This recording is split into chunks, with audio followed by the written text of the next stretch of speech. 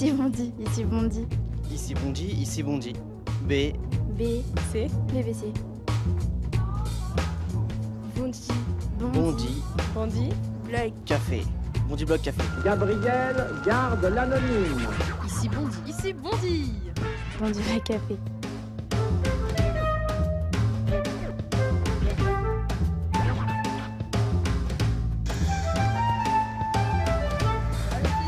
Bonjour madame. Bonjour madame.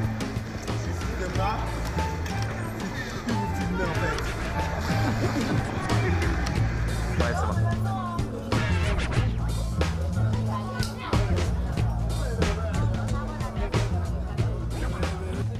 Bonsoir Valérie Pécresse. Bonsoir Nordine Nabili. Merci d'être venue à Bondy. Je Vous êtes en venue prie. en RER. Mais oui, c'est normal, Pourquoi? parce que c'est vendredi soir. Je Et suis en saturation d'embouteillage. Mais c'est pas la première fois que vous prenez le RER. Mais On est d'accord. je les inspecte. Ah, La semaine dernière, j'ai inspecté le RER B. Mais vous, D'accord. vous avez de la chance, vous êtes sur le E, c'est Ça beaucoup va plus mieux. confortable. Alors, on va, avant de parler justement des transports, je vous présente d'abord Nadège. Bonsoir Nadège. Bonsoir Nadège. Qu'est-ce que Nadège, vous elle a buvez? une vraie tenue d'été. C'est pour vous. Un Perrier Rondelle pour commencer. Et un café pour moi, après s'il on vous fera plaît. plus. Donc vous inspectez les transports en fait à chaque fois que vous pouvez, c'est ça?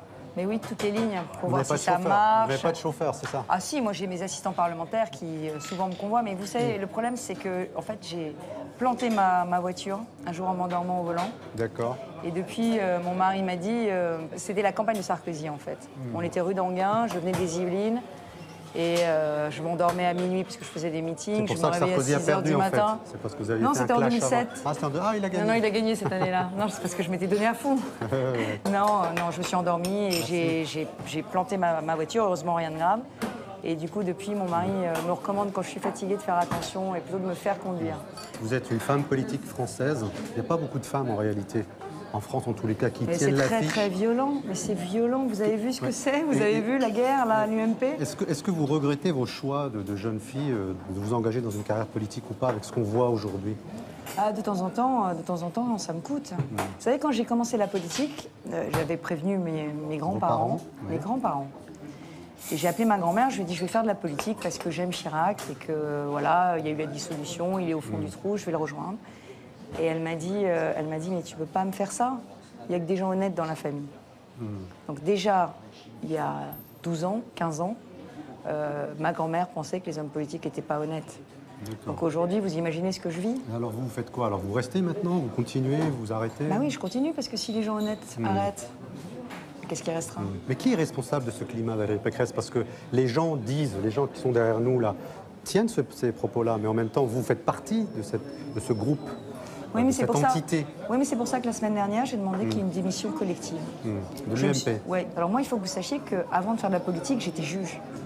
Juge au Conseil d'État. Et donc, j'ai dit, pour moi, il n'y a rien de plus précieux que la présomption d'innocence. Et elle doit être garantie pour tout le monde. Mais s'il y a une présomption d'innocence, pour Jean-François Copé, bien sûr, il y a aussi une présomption de responsabilité de toute Bien sûr. l'équipe. Parce que les Français, ils ont donné. Et puis, ceux qui n'ont pas donné à l'UMP parce qu'ils ne votent pas l'UMP, ils sont contribuables. À Et l'UMP, donc- les Français ont donné à double titre, hein, financièrement et aussi électoralement. Donc, Oui, exactement. on va aborder un Big Malion et toutes les la affaires qui démocratie. sont autour de l'UMP. Mais avant cela, je voudrais vous proposer, Valérie Pécresse, de regarder ça. C'est un peu le sommaire de ce que nous allons développer avec eux. Et ensuite, je vous ferai réagir et surtout, je vous les présenterai.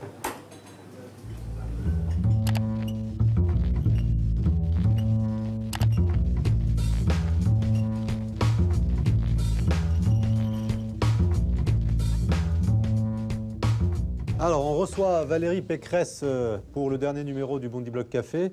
Est-ce que vous avez des choses à dire sur Valérie Pécresse? Elle a plein de points communs avec nous. Elle est née en banlieue, à Neuilly. Son père travaille à Bolloré Télécom.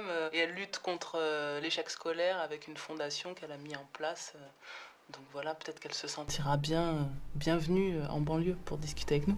Quand on regarde son CV, d'un point de vue politique, elle a déjà été députée, ministre, présidente au conseil régional et aujourd'hui elle est secrétaire générale de l'UMP. Et ce qui est marrant, c'est que quand on lit sa biographie, apparemment à 15 ans, elle aurait été dans un camp d'été des jeunesses communistes. Alors j'aimerais bien savoir si finalement c'est pas une infiltrée du PCF. Pécresse, c'est les années Sarkozy, c'est-à-dire que c'est les nouveaux visages du gouvernement Fillon. Ramayad était infusible, Rachida Dati était infusible. Je ne sais pas si Pécresse était infusible, mais en tout cas, elle est restée jusqu'au bout. C'est vrai qu'elle est très associée à Sarkozy. On a même l'impression qu'elle fait partie de ces gens qui, pour rester ministre, auraient été prêts à avaler toutes les couleuvres possibles et inimaginables. Est-ce que selon vous, Valérie Pécresse peut avoir un avenir important à l'UMP? J'y crois pas trop parce que c'est un peu la femme qui a trahi. T'étais chiracienne, normalement tu devais détester Sarko. Et c'est la première à danser sur le cadavre de Copé aujourd'hui. Enfin, on sent vraiment que c'est une opportuniste de base. Et ça va pas marcher. Quand Sarkozy est monté à l'UMP, enfin voilà, au moins quand il était président, il a vite fait l'unanimité, c'était un parti uni. Et enfin, je sais pas, peut-être que je les connais pas, mais y avait-il un chiracien qui a dit non, moi je me rallie pas à Sarkozy, à cette politique-là, je sais pas. Elle a eu le parcours classique de tous les militants UMP. Je pense que Valérie Pécresse va avoir du mal à prendre plus de responsabilités. Enfin, je vois pas comment elle peut faire pour tuer Fillon, NKM et tous les autres qui attendent que l'UMP revienne un peu dans l'escarcelle de l'aile, disons, gaulliste sociale. Pour grimper dans l'arène politique de l'UMP, où les choses sont rudes, comme elles le sont dans tous les partis, mais en particulier aussi à l'UMP, pour l'instant, je pense qu'elle est trop prudente et qu'elle aura du mal à trouver sa place. Son avantage, c'est peut-être d'être entourée de gens qui s'écroulent les uns après les autres. Donc au final, elle reste droite et tant qu'elle n'aura pas des casseroles qui lui tombent dessus médiatiquement et judiciairement, elle pourra continuer sur sa lancée. Voilà Valérie Pécresse, vous avez la cote visiblement. Ah, vous trouvez? Sympa. Je sais pas, non, c'était amusant. En plus, il y avait de l'humour. Quand vous aviez 15 ans, vous étiez donc faire un petit stage, c'est ça? L'été, c'était dit par Tom. Oui, en fait, moi, j'avais une passion quand j'étais jeune, c'était les langues étrangères et j'adorais les voyages. Et à l'époque, l'Union soviétique était totalement fermée. Et j'apprenais le russe, parce que j'étais amoureuse de Omar Sharif, dans le Docteur Jivago. J'avais décidé d'apprendre le russe, donc j'avais pris russe à l'école. Et pour apprendre le russe, il fallait aller dans les camps de jeunesse communiste. Donc je suis allée à Yalta pendant un été. Ça m'a un peu guéri du communisme quand même, parce que c'était un embrigadement terrible. Vous en êtes revenu, vous savez, vous êtes dans un département ici où justement les gens commencent aussi à fatiguer du communisme. Et on le voit d'ailleurs avec les mairies qui deviennent maintenant UDI, Modem, voire même UMP pour certains. Oui, et puis le communisme à la française, c'est pas le communisme soviétique des années 80. Finalement, les jeunes considèrent que vous avez une image assez propre et que peut-être vous êtes l'avenir finalement de ce parti. Est-ce qu'une femme peut être l'avenir de l'UMP aujourd'hui? D'abord, je voudrais revenir sur plusieurs choses qui ont été dites. Ils ont dit que j'étais chiracienne et que j'étais ensuite allée avec Sarkozy. Mais moi, j'ai jamais lâché Jacques Chirac. Je suis restée avec Jacques Chirac jusqu'au bout. Je n'ai jamais rejoint Sarkozy avant la fin. Valérie Pécresse, une dernière question et puis on va rejoindre les trois jeunes du Bondi Blog. Il y a tellement de cadavres en réalité autour de vous au sein de l'UMP. Est-ce qu'on peut considérer que dans les mois qui viennent, dans les années qui viennent, une femme comme vous peut être à la tête de l'UMP? Oui, moi je crois que l'avenir appartient certainement aux femmes. Mais ce sera très dur parce que c'est très très violent la politique.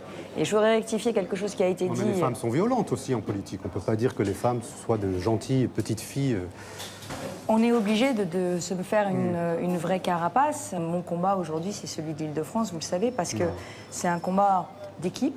Et c'est un combat pour lequel je me prépare depuis ma défaite de 2010. Donc vous serez candidate en novembre 2015 pour les régionales? Oui, je serai candidate. Et surtout, ce que je voudrais essayer de faire, c'est vraiment faire émerger un projet pour ce territoire. Vous savez, c'est mon 30e déplacement en Seine-Saint-Denis depuis janvier.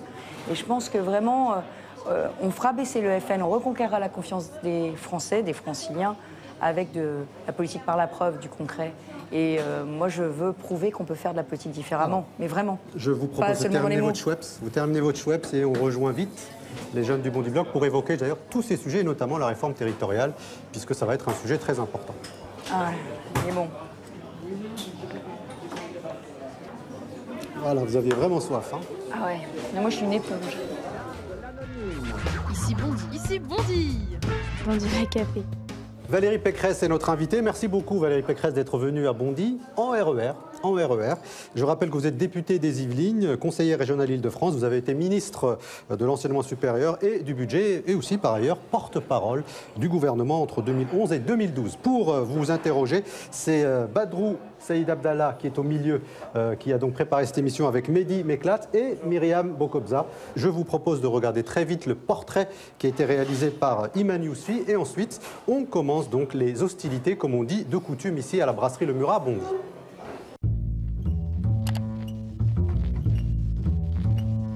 En pleine tourmente, l'UMP traverse une véritable crise. Divisée, désapprouvée, la droite française connaît des heures sombres. Valérie Pécresse a répondu à l'invitation du Bondy Blog Café pour en parler. Mais qui se cache vraiment derrière cette femme politique ? Déjà, elle a un beau parcours, assez classique pour l'élite française. Elle a fait de belles études, HEC, l'ENA, elle est sortie 2e de l'ENA, à partir de ce moment-là, haut fonctionnaire, conseillère d'État. Et elle commence vraiment la politique en 1998, après la dissolution ratée de Jacques Chirac, elle devient conseillère du président de la République. La politique véritablement active, elle le fait en 2002, quand elle devient députée des Yvelines, une circonscription qui était ancrée à droite. Et puis ensuite, c'est en 2007 qu'elle devient ministre de l'enseignement supérieur. Et on lui doit l'une des rares grandes réformes qui a été faite sous Nicolas Sarkozy, l'autonomie des universités. C'était assez compliqué, parce que tout le monde n'était pas d'accord, mais elle a imposé la réforme. Cette réforme de l'université, nous la plaçons résolument sous le signe du dialogue. Qu'elle était entourée, évidemment, de tous les caciques, les mandarins de l'université qui souvent sont des gens de gauche, et il a fallu qu'elle impose quand même des modes de fonctionnement, des idées, des réformes, avec des petites tensions. Il y a à un moment donné une tentative de reculade qui a été faite, notamment de la part de Nicolas Sarkozy à l'époque. Et avec François Fillon, eh bien, ils ont forcé la main de l'Élysée pour mettre en place quand même cette réforme. Et puis en 2011, elle a monté encore d'un cran parce qu'elle est devenue ministre du budget et porte-parole du gouvernement, qui est un poste exposé, on la voyait beaucoup. Là, elle gère évidemment la crise. On est en pleine post-crise financière et on sait que la grande affaire, c'est la réduction des déficits. Et en fait, elle s'est construite entre ces deux moments et avec en même temps un travail politique qui consistait à prendre la tête de l'opposition à la région Île-de-France et construire également cette candidature et son réseau politique. Méthodiquement, Valérie Pécresse s'est construit une place de choix au cœur de l'UMP. Mais à quoi pense-t-elle vraiment, tous les matins en se coiffant ? Il faut se souvenir de ce groupe qui avait organisé Copé autour de lui avec la jeune génération, les cadras, le maire Barouin. Et dans Les Mousquetaires, elle était un peu la Milady, c'est-à-dire qu'elle jouait un peu double jeu. Elle allait aussi du côté de Sarkozy et aussi du côté de Copé. Puis après, effectivement, elle a choisi plutôt son camp. Elle est allée du côté de Fillon. Copé, il en a toujours voulu. Elle s'est mise effectivement derrière François Fillon, qui semblait un temps favori pour la présidence de l'UMP. Mais en plus, ça correspond clairement à ce qu'elle est, c'est-à-dire une droite assez modérée, européenne, et non pas la droite décomplexée de Jean-François Copé ou de la droite forte. Elle se vit un peu comme un mix de Michel Alliot-Marie et Ségolène Royal.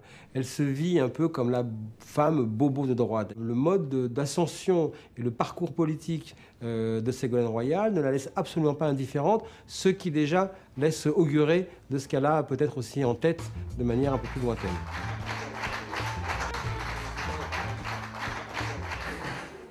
Alors, Valérie Pécresse, est-ce que vous êtes un mix de Ségolène Royal et de Michel Alliot-Marie ? C'est plutôt original.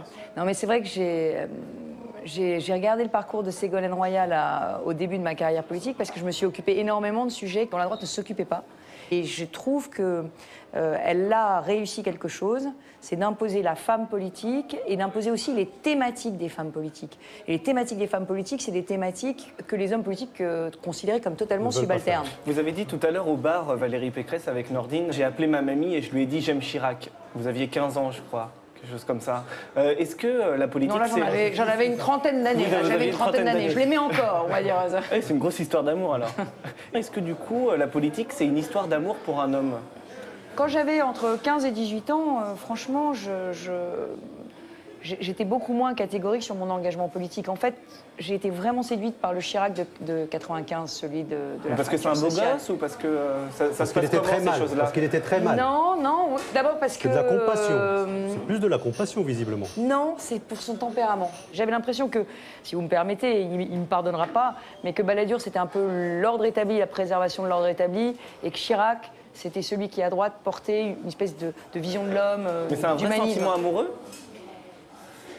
Il y a de l'affectif, mais vous savez, c'est un peu pareil pour moi aujourd'hui. Quand mon bébé est né, quand ma dernière fille est née, j'étais députée. Et les gens de ma circonscription, les habitants de ma circonscription ont appris que j'avais eu un bébé. Et ils ont commencé à lui tricoter des chaussons, des brassières, et donc j'ai reçu plein de choses. Alors on peut se dire, mais un homme politique, il n'a pas besoin de ça, j'avais pas besoin de ça. Il y a un sentiment affectif.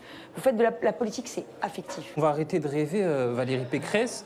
Est-ce que vous pensez pas maintenant que la politique, c'est s'accommoder des inégalités? Parce que au départ, vous nous avez raconté votre histoire d'amour avec Chirac, l'homme qui voulait combattre la fracture sociale, et vous avez été aux affaires, et ce que vous avez vu, c'est que vous avez été incapable, en fin de compte, de changer et de régler toutes ces inégalités. Du coup... Alors, moi, je voudrais dire quand même quelque chose. J'ai été la seule du gouvernement Sarkozy à oser faire l'inventaire de ce qu'on n'avait pas bien fait. Et ça m'a valu pendant... allez, on va dire 6 mois, une énorme bouderie de Nicolas Sarkozy qui expliquait partout que, voilà, vraiment, c'était minable de ma part. Et je pense encore, aujourd'hui, puisqu'on parle de l'UMP, que tant qu'on n'aura pas fait ce travail d'inventaire, on n'y arrivera pas à reconstruire un projet. Parce que c'est vrai que à chaque fois que je rencontre un Français, il peut s'appeler Badrou, mais il peut s'appeler Monsieur Dupont, Monsieur Durand, il peut habiter la Corrèze ou il peut habiter la Seine-Saint-Denis, il me dit, mais... Madame Pécresse, qu'est-ce que vous feriez à la place de François Hollande? Alors je leur dis, bah on ferait ça, on ferait ça, on ferait ça.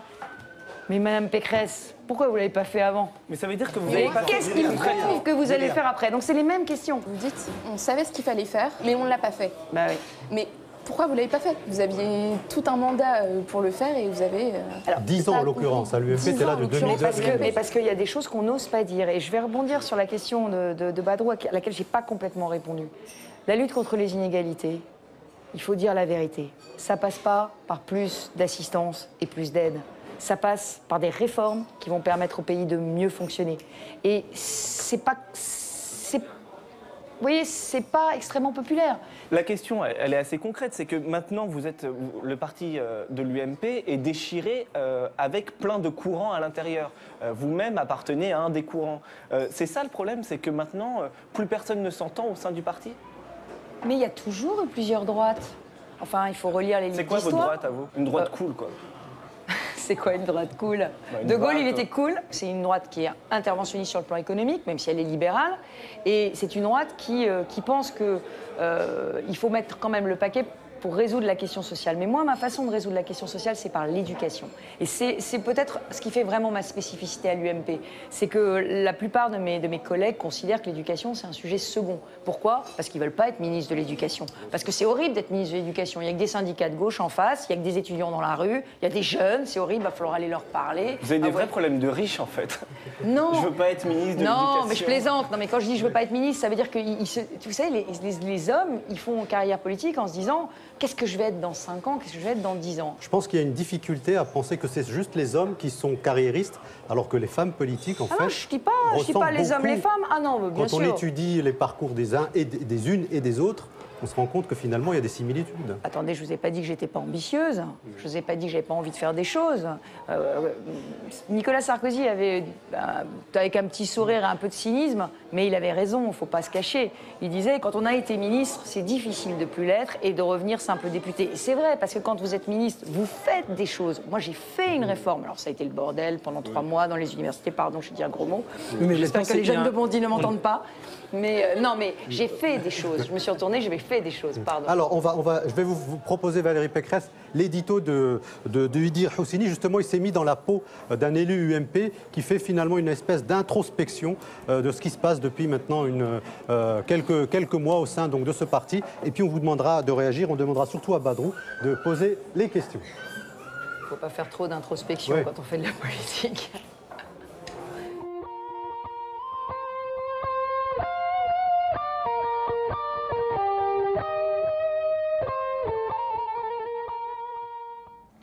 Français, Françaises, municipales, européennes, 2 élections qui auraient dû nous filer la banane à l'UMP. La gifle, infligée à Matignon et à l'Élysée, fut si belle qu'on l'entend encore résonner ici en Seine-Saint-Denis, fief gaucho autoproclamé. Le PS, resté au pouvoir chez nous à Bondy, découvre un concept politique tout nouveau, l'effet village d'Astérix. Toutes les villes qui nous entourent sont désormais ralliées à la droite. La suite fut si belle.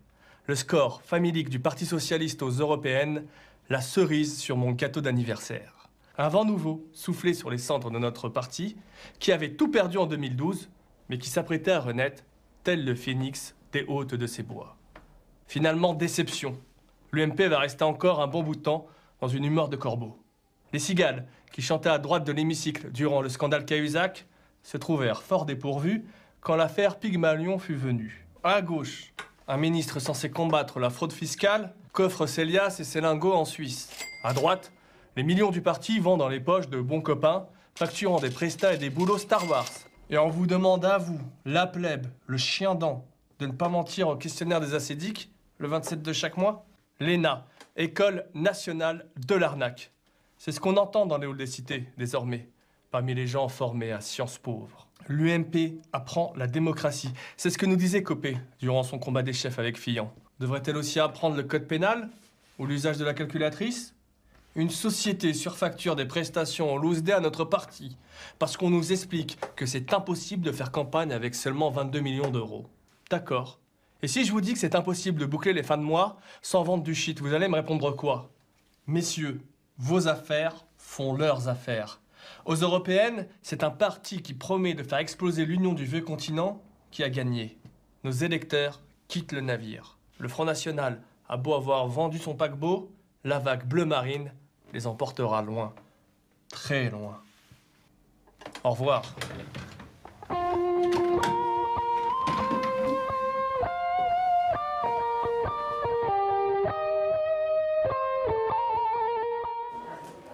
Voilà, c'était donc l'édito d'Edir Houssini. Est-ce qu'on a conscience au sein de l'UMP que la situation est beaucoup plus dramatique, beaucoup plus tragique que ce qu'il n'y paraît?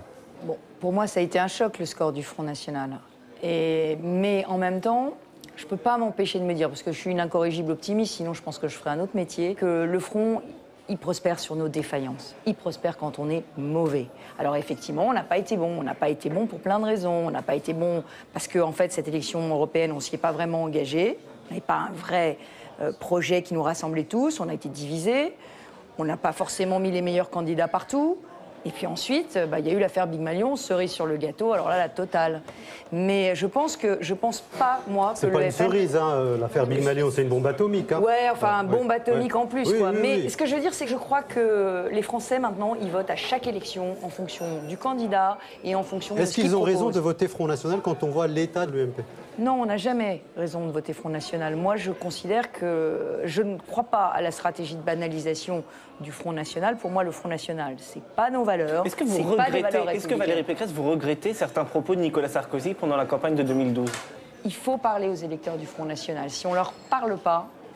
Mais leur parler comme Nicolas Sarkozy leur a parlé? Non, mais il y a certainement eu des dérapages que moi, j'aurais pas, des paroles que moi, j'aurais pas prononcées. J'en sais rien, je me souviens plus, parce que moi, quand j'aime pas quelque chose, j'oublie. Moi, quand je n'aime pas quelque chose, j'oublie. Mais en revanche, si vous voulez, moi, ce que je peux dire, par exemple, c'est que ça m'a pas choqué quand il est allé à la Courneuve et qu'il a dit je reviendrai avec un Karcher. Ça m'a pas choqué. C'est en 2005, donc là, je vous parle de quand il était président. Oui, mais moi, la campagne de 2007, qui était quand même assez musclée, le Sarkozy de 2007 m'avait plu, parce qu'il y avait à la fois de la fermeté, mais il y avait de l'espoir. Pas celui de 2012. Il y avait de l'espoir avec la discrimination positive. Celui de 2012, il nous a pas vraiment associés à sa campagne, il l'a fait un peu tout seul.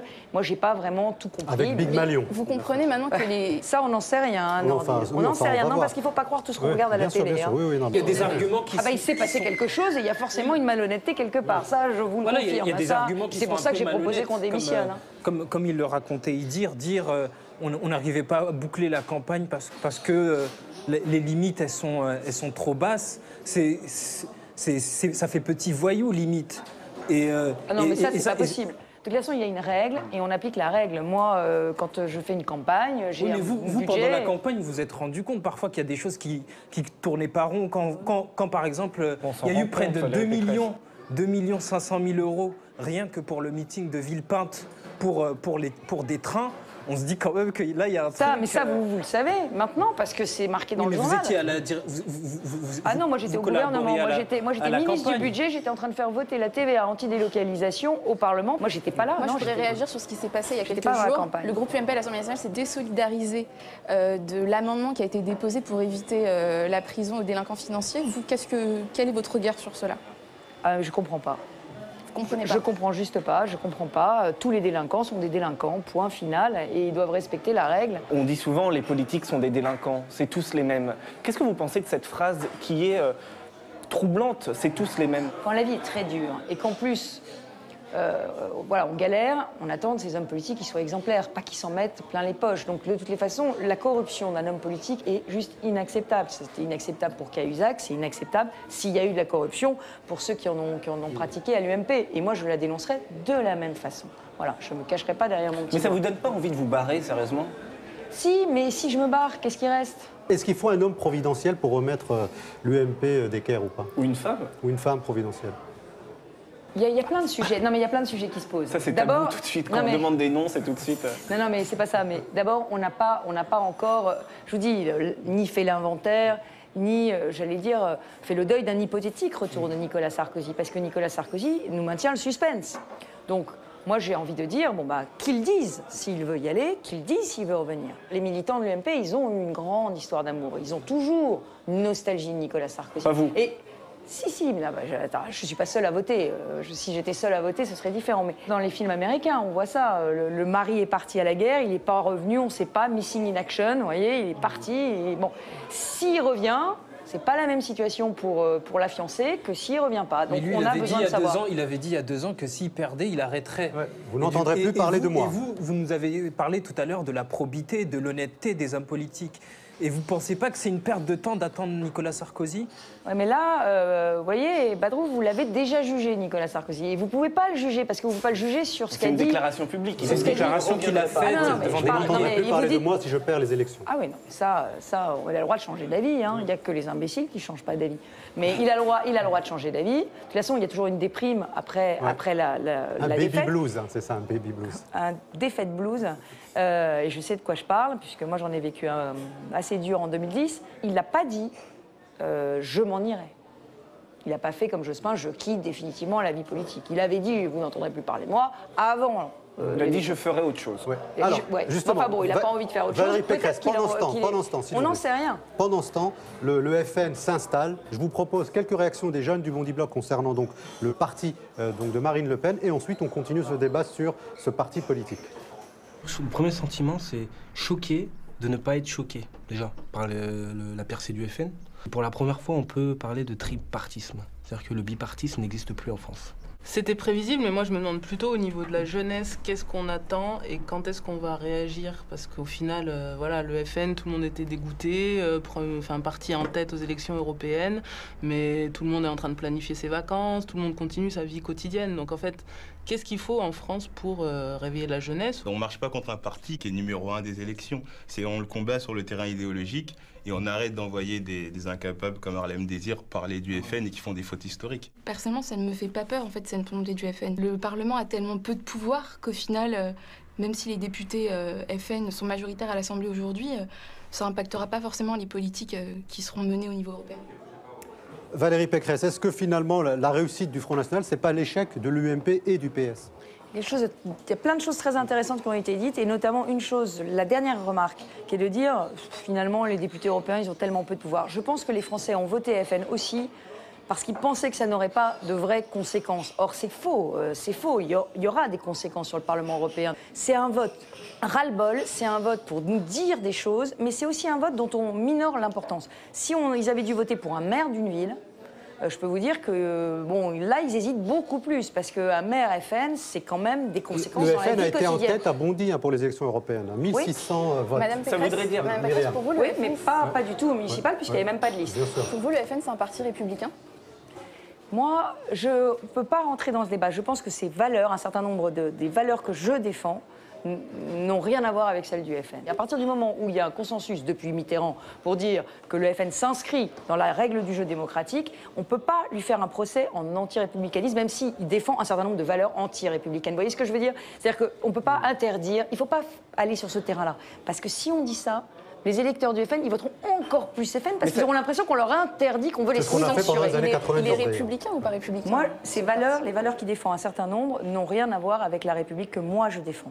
Voilà. D'accord. Qui est une République qui n'est pas xénophobe. Est-ce que ça voudrait dire que l'UMP est en manque d'idées? Mais bien sûr, mais moi je vous l'ai dit, je pense que, et là aussi je suis tout à fait d'accord avec ce qui a été dit, c'est dans nos mains. C'est pas seulement dans les vôtres, c'est dans les nôtres. C'est dans nos mains, Mais à alors, nous pourquoi les vous faites politiques. rien alors? Ah ben on va faire quelque chose. Non, c'est-à-dire pourquoi il n'y a pas un vrai réveil démocratique, une vraie prise de position? Pourquoi vous ne construisez pas un vrai projet? Pourquoi vous ne donnez pas de vraies idées? J'espère bien qu'on va y arriver. Mais quand? Non, mais le problème, c'est qu'on a quelque chose de très difficile à régler qui s'appelle savoir ce que devient l'UMP dans cette période transitoire, avant le Congrès, avant l'hypothétique retour de. D'abord, on quiconque. colmate les brèches et après, on réfléchit au projet, c'est ça? Non, c'est pas on colmate les brèches. Ouais. C'est on fait vraiment. Ouais. On ouvre les portes et Non, les parce que placards. depuis 2 ans, Valérie Pécresse, on a le sentiment que l'UMP ne fait que ça. C'est peut-être ça le problème numéro 1. Mais j'en suis convaincue. Et d'ailleurs, moi, je n'ai pas compris. Je l'avais dit à l'époque à Jean-François Copé, je lui avais dit, maintenant, tu es président. Alors, peu importe l'élection, comment tu as été élu, etc. Bon, on a tous notre idée là-dessus, mais c'est fini, tu es président. Donc maintenant, tu fais Mandela et tu réconcilies tout le monde et tu construis un projet. Bon, ben, ça n'a pas été c'est un écart vraiment... énorme. Hein, non, mais Mandela au sens réconcilier les clans, etc. Bon, je dois avouer qu'effectivement, il y a un énorme écart. Bon, mais j'ai essayé de jouer le jeu. Non, mais ce que je veux dire, c'est que j'ai essayé de jouer le jeu de la direction collégiale. J'ai essayé à un moment de dire, bon, allez, on réconcilie tout le monde, on oublie le passé, on fait table rase et on réconcilie. Ça aurait été mieux avec Fillon. Ça aurait été mieux avec Fillon. Le passé, c'est le passé. Certains me disent, oh là là, les 3 anciens premiers ministres, oh là là, vous allez encore aller chercher des sexagénaires pour remonter l'UMP. On va chercher des personnalités qui ont une vraie respectabilité et on leur dit, vous prenez les rênes, le temps, qu'on fasse la transparence. Moi, je suis pour aucun. Moi, je suis pour l'UMP et pour qu'on sauve l'UMP. Parce que je pense que... Ah bah si. Attendez, pour lequel? J'ai tout fait, mais pour aucun. Mais moi, je suis aujourd'hui... Pour Chirac. Vous ne croyez pas au retour de Juppé? Non, non. Attendez, moi, ce que je voudrais, c'est qu'en 2017, il y ait des primaires. Ceux qui parlent du retour de Sarkozy disent aussi qu'il faut qu'ils reviennent pour supprimer les primaires. Je pense aujourd'hui que si quelqu'un supprime les primaires ou demande à supprimer les primaires, eh bien, c'est l'explosion de l'UMP. Parce que c'est empêcher les jeunes d'avoir leur chance. Et ça, dans le monde d'aujourd'hui, on ne peut pas dire à quelqu'un qui a 45 ans ou 50 ans, t'es trop jeune pour Mais qu'est-ce qui diriger la France. motiverait aujourd'hui un jeune à intégrer l'UMP, par exemple, aujourd'hui? Il n'y a pas de renouvellement de la classe politique. Oh, quand même. Donnez-nous envie de voter UMP. Nathalie Kosciusko-Morizet s'est présentée à Paris. Myriam, par exemple, elle pourrait tomber amoureuse de qui au sein de l'UMP pour devenir À qui je pourrais m'identifier? Mais de plein de gens. Qui? Mais de qui? De Barouin, par exemple? Ça dépend quel est votre type et quel est l'âge. On va poursuivre. Alors, on a beaucoup parlé de l'UMP et du FN. On va parler du Parti Socialiste, et notamment de François Hollande, qui est donc le président de la République. On a demandé aux jeunes du Bondi Blog de réagir sur, finalement, cette question est-ce que François Hollande est dans une espèce d'impasse politique depuis l'élection des municipales et des européennes? Réaction, et on revient en plateau. Est-ce que François Hollande est ou non dans une impasse? Moi, ce qui m'inquiète, c'est qu'il a l'air serein, alors qu'il reste 3 ans. 3 ans, c'est long. On a l'impression que voilà, il peut plus rien faire, qu'il est totalement impuissant. Ce qui peut le consoler, c'est qu'en politique, on l'a vu, on n'est jamais mort. Donc même s'il fait une traversée du désert, il reviendra de toute façon. Il ne faut pas oublier qu'en politique, tout va très vite. La preuve avec Jean-François Copé qui a sauté en à peine 10 jours. Donc François Hollande, évidemment, dans les médias, ça fait du bien de dire bon, bah, il est terminé, c'est fini. Mais bon, il faut aussi laisser le temps. Tout est possible en politique, tout va très vite. Il est surtout au pied du mur, en fait. Et l'échelle qui permettrait de passer cet obstacle, c'est que son obsession de voir s'inverser la courbe du chômage se réalise. Là, je pense qu'en fait, il finira sur une bonne note. Ça ne veut pas forcément dire qu'il aura du succès pour un deuxième mandat éventuel, mais au moins, c'est ce qui pourrait le sauver. Alors, Valérie Pécresse, est-ce que François Hollande est dans une impasse politique et au fond, la deuxième question, c'est est-ce que l'UMP n'est pas le meilleur allié actuellement de François Hollande? François Hollande, il est face à une majorité qui est complètement coupée en deux. Et c'est ça son problème. Parce que si vous écoutez le Manuel Valls de la primaire, pas le Manuel Valls, Premier ministre d'aujourd'hui, mais le Manuel Valls de la primaire. Des 6,8%. Celui des 6,8%. Ben, c'est exactement le problème. Celui des 6,8%. Manuel Valls de la primaire, lui, il avait dit il faut supprimer les 35 heures, il faut faire la TVA sociale, il faut baisser les charges sur le travail, il faut faire de la compétitivité. Enfin, je me demande même s'il n'était pas pour les peines planchées à ce moment-là. Enfin bon, donc il était vraiment à la fois sécuritaire, à la fois libéral. Bon, donc il était... De droite. Il était un peu UMP. Oui, mais moi, je vais vous dire, je pense qu'on en est à un stade où, malheureusement, les seules solutions, c'est celle-là. Voilà. Alors, le François Hollande a fait perdre 2 ans à la France. Ils nous ont supprimé la TVA sociale. Ils sont en train de la réinventer avec le crédit d'impôt, compétitivité. Enfin, qu'est-ce qu'il a fait de bien, François Hollande? En 2 ans, qu'est-ce qu'il a quand même. fait de bien en François Hollande? Il a fait la Banque publique d'investissement. Ça marche bien. Le mariage pour tous aussi. Alors le mariage pour tous, pour ceux qui en voulaient. Vous étiez pour, vous, ou Non, contre? moi j'étais contre, mais j'étais contre parce que je pense que qui dit mariage dit effectivement adoption. Moi j'ai toujours, mais je pense qu'on n'arrêtera pas là. Je pense qu'on ne peut Ça, pas c'est votre arrêter côté là. un peu catholique, un peu. Ah bah ça, oui, mais on se refait pas. Mais c'est Oui, pas, mais- pas seulement ça. J'ai défendu l'interdiction des signes religieux ostentatoires à l'école. Et à l'époque, les catholiques étaient vent debout contre parce qu'ils pensaient qu'on allait enlever les petites croix aux petites filles. Et bon, bah oui, on enlève aussi les petites croix aux petites filles. Bon, je suis pour l'avortement et j'ai voté la loi égalité homme-femme, ce qui m'a valu de la part des personnes de la Manif pour tous une volée de bois vert parce que, vous savez, dans cette loi, il y avait un amendement sur la loi avortement qui supprimait la clause de détresse. Mais je pense que, peu importe, ça ne changera rien à la question de l'avortement en France. Il n'y aura pas plus Donc que d'avortements. le mariage parce pour qu'on tous, aura- c'est la BPI alors, pour l'instant à sauver. Non, non, le mariage pour tous, c'est pas pour moi quelque chose de bien. J'ai voté contre. Le mariage pour tous, j'ai voté contre parce que je pense qu'on ne s'arrêtera pas là. Je pense que sur cette question de l'adoption, j'étais Oui, la GPA, la j'étais PMA. très réservée et je pense que de toutes les façons, l'adoption, c'est forcément un deuxième choix. Et donc quand on est un couple, on a envie d'avoir des On enfants sauve que la biologiques. BPI du coup. Non, la BPI. Et la réforme territoriale le aussi. Mali, c'était bien. Il fallait Oui. le faire. Il fallait Là, il y a le un faire. consensus Et sur la, sur la réforme territoriale. aussi, c'est plutôt une bonne idée, vous trouvez pas? Alors la réforme territoriale, mais il accouche d'une souris. Il nous a promis que le département avait vécu, il nous a promis des milliards d'économies, il nous a promis le grand soir. En Ile-de-France, je vais vous prendre l'exemple de la région parce que c'est quand même le summum. On va avoir les communes, les territoires, qui auront en tout cas plein de vice-présidents, plein d'élus.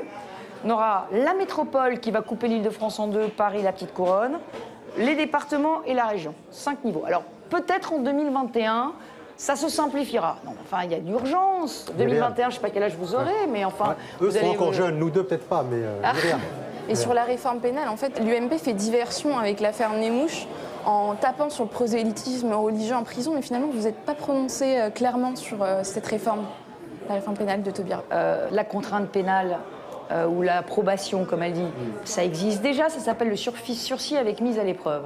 Donc en réalité, elle est soit en train d'inventer ce qui existe déjà, soit elle a une vraie arrière-pensée, et c'est ce qu'on redoute nous, qui est de vider les prisons. Mais franchement... Oui, mais elle a supprimé les peines planchées. Valérie C'était Pécresse. c'est quand même une bonne mesure, non? Supprimer les peines planchées, moi je ne suis pas d'accord. Les Valérie peines Pécresse, planchées, Valérie- contrairement à ce qu'on Laisse pense, répondre, Mehdi. contrairement à ce qu'on pense, les peines planchées sont individualisées. C'est-à-dire qu'un juge peut à tout moment dire oui, vous avez commis 3 actes, vous êtes multirécidiviste, mais compte tenu des circonstances, je ne vous condamne pas à la peine planchée. Il peut l'individualiser. Personne ne le dit, Mais personne ne dit la vérité. Vous ne pouvez pas être si naïf que ça. Vous ne pouvez pas dire elle va vider les prisons. C'est un argument qu'on entend et qu'on écoute à peine, ça, finalement. D'autant plus que les chiffres nous donnent l'exemple inverse, c'est-à-dire Oui. que les prisons sont en surpopulation Moi, je vais vous dire, permanente. si j'étais ministre de la Justice, ce que je commencerais par faire déjà, c'est sortir tous les mineurs des prisons pour adultes. Parce que c'est un scandale français. On est le seul pays Et on les met au où monde... On les met où Alors, il faudrait avoir le courage de Oui. dire qu'il faut des centres pénaux pour les mineurs, pas des centres éducatifs fermés, parce que les centres éducatifs fermés, et j'en ai visité, y compris en Seine-Saint-Denis, ça coûte très cher, c'est pour 5 personnes, il y a 5 éducateurs, 24 heures sur 24, en plus ça marche pas bien. Oui, mais Non, c'est un beau vrai- les idées, une vraie Valérie prison- Pécresse. Ça, c'est encore des idées Non, mais- un peu... Oui, mais là, pour le coup, il faut mettre des moyens. Que l'UMP n'a jamais défendu en plus. Voilà. Il faut mettre Ah, des mais moi, moyens. j'ai- plutôt le tout Ah, sécuritaire. Moi, je l'ai défendu, je la défends, ça fait 10 ans que je la défends. Oui, mais c'est quand même sécuritaire, vous voyez. Oui. Mais l'idée, c'est quand même de protéger les jeunes contre les délinquants. Moi, je veux dire par là Parce que sinon- qu'électoralement payant, l'UMP n'a jamais eu le courage de dire on peut avoir une alternative à la prison, on peut travailler différemment, alors que c'est plus facile de vendre le tout sécuritaire et dire remplissons les prisons après tout. Oui, mais c'est une mesure ce qui est sont à des la fois délinquants.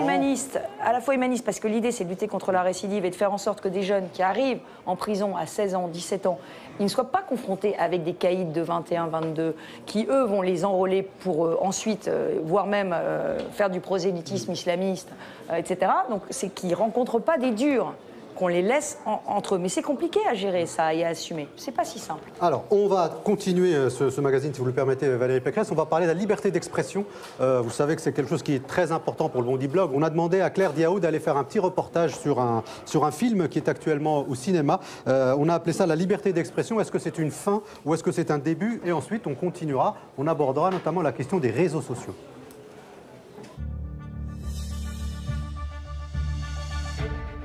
Actuellement en salle, le documentaire caricaturiste fantassin de la démocratie interroge la liberté d'expression. Dans un monde dominé par la communication, Facebook et Twitter, avons-nous conscience que nos libertés peuvent être menacées ? Moi, je trouve que la liberté d'expression est en train de régresser. Pas que la liberté d'expression, la démocratie. Et c'est dangereux. Les gens ont peur. La peur s'installe un peu partout. Peur de ne pas avoir du travail, peur de plaire, peur de l'autre parce qu'il est d'une culture différente, d'une identité différente. Et alors, chacun, on reste entre soi et on plie les chines. C'est-à-dire, on devient lâche. Et c'est là où le pire arrive. Et je trouve qu'en France et en Occident aussi, il ne faut pas aller chercher trop loin.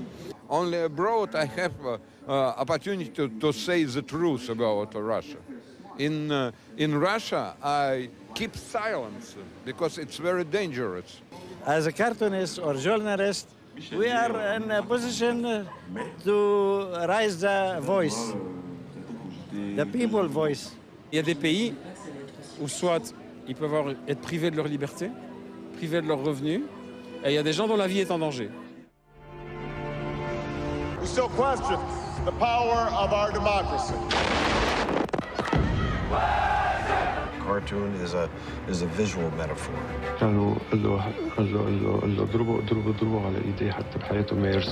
C'est un état des lieux de la démocratie et de la liberté d'expression au niveau international.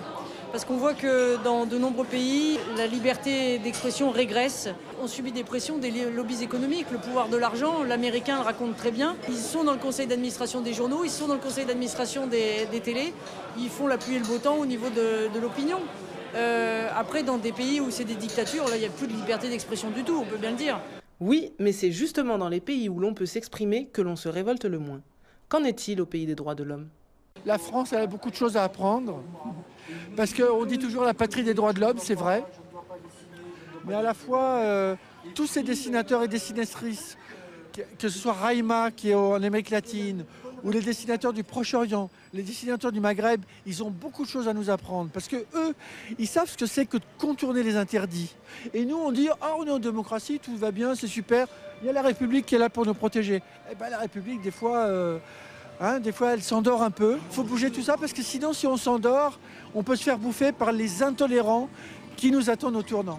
Comme je ne peux pas oublier que je sors de la Roumanie de Ceausescu, d'une dictature, je me suis juré en tant que citoyen, et j'invite tout le monde d'en faire autant, de ne plus jamais, autant que je puisse, par les armes que j'ai, moi j'ai une caméra, les autres ont un crayon, de ne plus jamais te permettre ça. Voilà, donc c'était un reportage de Claire Diao concernant le film Les caricaturistes fantassins de la démocratie, un film de Stéphanie Vallée-Atto et Cyril Blanc. Valérie Pécresse, quelques mots sur la liberté d'expression. Est-ce qu'on est dans un pays libre en France? Est-ce qu'on peut tout dire? Ou est-ce que finalement, parfois, et on le voit avec certains éditorialistes, finalement la dignité des gens est souvent bafouée et que la liberté d'expression pourrait avoir comme frontière finalement cette dignité-là? Oh, il faut être pour la liberté d'expression et pour le droit à la caricature et de manière quand même vraiment très très large. Je pense pour moi la frontière c'est l'injure. Objectivement l'injure c'est bas, c'est nul.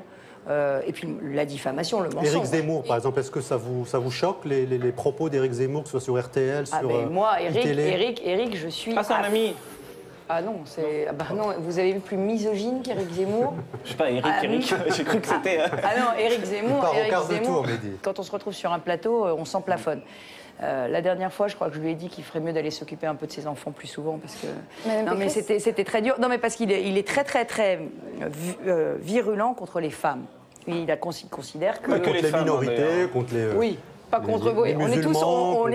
Il y a pas mal de victimes. Il y a pas mal de. Enfin voilà, contre toutes non, mais il y a pas mal de victimes. Il est très fort avec tous les gens faibles de la société française en réalité. Il est très faible avec les gens forts. Je ne suis pas sûre que ce soit ça son moteur. Je pense que son moteur, c'est de dire des choses qui sont politiquement incorrectes et qu'il veut trouver les choses politiquement incorrectes. Mais en disant des choses politiquement incorrectes, parfois, il dépasse la frontière. Est-ce que c'est lui qui a condamné ou est-ce que ce sont les chaînes qui lui offrent cette tribune-là qui doivent l'être? Non, mais attendez, ça dépend ce qu'il dit. Moi, je ne sais pas. Moi, je condamne jamais. Moi, il a été condamné par la justice pour injure et tout ça. Enfin, voilà, quand il est condamné par injure, c'est pas seulement de la. C'est lui qui, il doit être condamné et la chaîne, le CSA doit veiller à ce que la chaîne soit aussi responsable de ce qu'il a dit. D'ailleurs, c'est la loi. Il faut lui appliquer la loi. Vous vous offusquez des injures, mais c'est pas une injure de dire en 2010 lors d'une conférence sur le Grand Paris, en finir avec les banlieusards dans vos gares qui viennent vous polluer, faire du bruit chez vous et encombrer vos rues. Ah mais ça, alors Vous avez dit ça ? oui, cette phrase a été totalement sortie du contexte. J'ai vu la vidéo, c'est pas... Oui, Il y avait des rires vous avez derrière cette vidéo. Oui, c'était mais vous pas- avez vu, vous avez eu la vidéo. C'était glaçant, plutôt. Oui, pardon, excusez-moi, laissez-moi. Oui, c'était glaçant. Je peux vous expliquer, Oui, ce que allez-y, j'ai allez-y. dit. C'était parce que j'expliquais à des gens qui se moquaient éperdument du Grand Paris, qui étaient les Parisiens intramuros. Les Parisiens intramuros. Je leur expliquais que le Grand Paris était absolument ultra nécessaire, y compris pour Paris. Ils ont sorti la phrase sortie du contexte, parce que j'expliquais que nous, les banlieusards, on était vraiment foudrage d'avoir à traverser Paris, et que eux, il ferait mieux de réfléchir sur le Grand Paris. Je ne dirais pas ce que je pense de celui qui a fait le découpage de la vidéo, mais vous êtes journaliste, vous savez très bien ce que c'est que de faire de découpage d'une réunion de 2 heures, de prendre une phrase et de réussir à caricaturer. Et ça a été fait exprès, et c'est dégueulasse. Voilà. En tout cas, vous avez dit ce que vous avez à dire là-dessus. Exactement. Valérie Pécresse, vous vous souvenez quand l'UMP tapait Mais sur les ça a gens convaincu les Parisiens que le Grand Paris était important, donc l'objectif était... Vous allez l'énerver. Mehdi. Non, mais c'était dégueulasse. Franchement, j'en ai beaucoup souffert. Ok. Donc, est-ce que vous vous souvenez quand l'UMP tapait contre les journalistes, tapait sur les journalistes? Quand l'UMP tapait sur les journalistes C'était la et quand les journalistes tapaient sur l'UMP. Honnêtement, c'était la campagne de 2012. Nicolas Sarkozy, dans chacun de ses discours de campagne, quasiment tapait sur les journalistes, sur la façon qu'ils avaient de traiter l'information, etc. On avait des militants qui agressaient verbalement, voire même physiquement, des journalistes La violence, je condamne. Tout ça, c'était complémentaire. Et je l'ai condamné. Non, mais je l'ai condamné sur Twitter. Laissons de côté les dérapages. Moi, je vois pas. Excusez-moi. Vous nous critiquez toute la journée. On a le droit de vous critiquer aussi. On a le droit de vous dire qu'on considère que ce que vous dites, c'est pas vrai. On a le droit de vous dire qu'on n'aime pas vos méthodes. C'est la liberté d'expression pour tout le monde en France. Hein. En revanche, effectivement, là où je suis pas d'accord, c'est qu'un militant, on n'a pas le droit d'agresser un journaliste physiquement ou même de l'injurier. Quel est votre point de vue sur le travail de Mediapart aujourd'hui qui, depuis 2 ou 3 ans, révèle un certain nombre d'affaires? Est-ce que vous pensez que c'est du journalisme véritable ou est-ce que vous pensez finalement que les autres journaux sont somnolents à côté du travail que fait donc ce petit journal, puisqu'ils sont une trentaine? Écoutez, ça dépendra des circonstances. Si c'est Cahuzac, c'est bien, mais si c'est Karachi, c'est pas bien, c'est ça? Ah non, c'est pas ça. Si c'est vrai, c'est bien. Si c'est faux, c'est pas bien. Le rôle de tous les journalistes d'investigation est un rôle absolument précieux, voilà. Et puis il faut vivre aujourd'hui. Je vais vous dire. Et sur Twitter, vous pensez que c'est bien ou pas bien? C'est vous qui tweetez ou c'est un collaborateur? C'est moi qui tweete. Mais non, parce qu'on me pose la question. Non, pourquoi vous souriez? Parce que je vous imagine en train de tweeter, ça me fait rire. Oui, mais attendez, j'ai plus 120 000 followers. C'est beaucoup. C'est-à-dire que ça en fait un vrai média pour moi, 120 000 personnes qui peuvent me lire. Alors évidemment, ça dépend du moment de la journée, quoi. Mais c'est important pour moi de passer des messages. Même si, alors, de temps en temps, hein, on s'en prend des injures. Alors là, d'ailleurs, je bloque tous ceux qui m'injurient, je vous le dis, parce que casse-toi, connasse, bon, ça va. Mais en revanche, tous ceux qui argumentent, c'est intéressant parce que voilà. Alors, question du public, tout de suite. Charlotte. Bonsoir Valérie Pécresse. Tout à l'heure, vous avez dit que la politique n'était pas un métier. Qu'est-ce que c'est alors la politique? C'est un engagement, c'est une envie, c'est quelque chose qu'on porte un peu en soi. Alors c'est aussi un chemin. Moi je pense que ce qui est dommage dans notre pays, c'est qu'on ne puisse pas faire de la politique à tous les moments de la vie. Il y a beaucoup de femmes qui se disent il faut que j'ai d'abord élevé mes enfants pour pouvoir aller le soir faire des réunions politiques, etc. Donc on a des femmes qui arrivent en politique à 50 ans. Et moi j'ai envie de dire vraiment, il nous faut des jeunes et il nous faut des femmes. Alors, question, Jonathan. Bonsoir Valérie Pécresse. J'ai 2 questions en fait. La première, c'est est-ce que l'UMP finalement ne sait pas être un parti d'opposition? Et la seconde, tout à l'heure vous avez dit que la France était le seul pays du monde où les mineurs étaient en prison avec les majeurs. Je voulais vous demander si vous confirmez cette... non, je n'ai pas dit que c'était le seul pays du monde. C'était le seul pays, je crois, d'Europe. Vous avez dit du monde. Ah, alors c'est une erreur. Non, il y a une convention. Alors je retire ce que j'ai dit une bêtise. En fait, il y a une convention mondiale internationale de l'enfance qui dit, dans le monde entier, on ne devrait pas emprisonner les majeurs avec les mineurs. Ce qui est choquant, c'est que ça se fasse dans le pays qui se veut le pays des droits de l'homme, et c'est pas effectivement...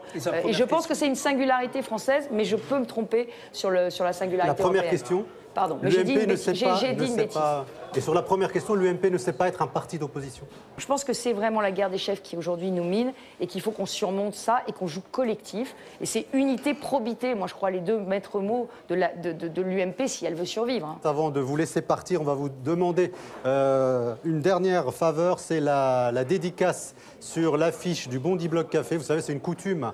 Et donc vous êtes la dernière invitée de cette saison. Je voudrais remercier Myriam, Badrou et Mehdi, ainsi évidemment que toute l'équipe du Bondy Blog d'avoir préparé cette émission. Vous savez, vous pouvez suivre l'actualité du Bondy Blog sur bondyblog.fr. Vous savez que l'EJ Lille et le Bondy Blog ont lancé il y a quelques années une prépa égalité des chances au concours des écoles de journalisme. Il se trouve que la campagne de recrutement est ouverte, donc vous pouvez évidemment tenter les concours des écoles de journalisme. Vous pouvez vous inscrire sur le site de l'EJ. Avant de vous quitter, Valérie Pécresse, on a des cadeaux. Vous savez, nous, on offre toujours des cadeaux aux gens qui viennent nous rendre visite. C'est un recueil de DVD qui s'intitule Bien différent, bien ensemble. C'est la saison 2. C'est les grands engagements de France Télévisions en matière de diversité. Ce recueil de DVD est pour vous. Et contre ça, il faut nous lire à l'antenne et à haute voix votre dédicace, Madame Pécresse. Alors j'ai mis merci au Bondy Blog pour son invitation et surtout bravo pour le professionnalisme, la qualité et l'impertinence de ces journalistes. Amitié, Valérie Pécresse. Merci beaucoup, Valérie Pécresse, d'être venue au Bondy Blog. Sachez qu'il y aura donc une saison 4 du Bondy Blog Café. Merci aux équipes de France O et de LCP pour leur confiance. C'est important pour l'équipe du Bondy Blog. Merci évidemment à Jamart et à Zadig Productions. On se retrouve donc au mois de septembre pour un nouveau numéro de Bondy Blog Café.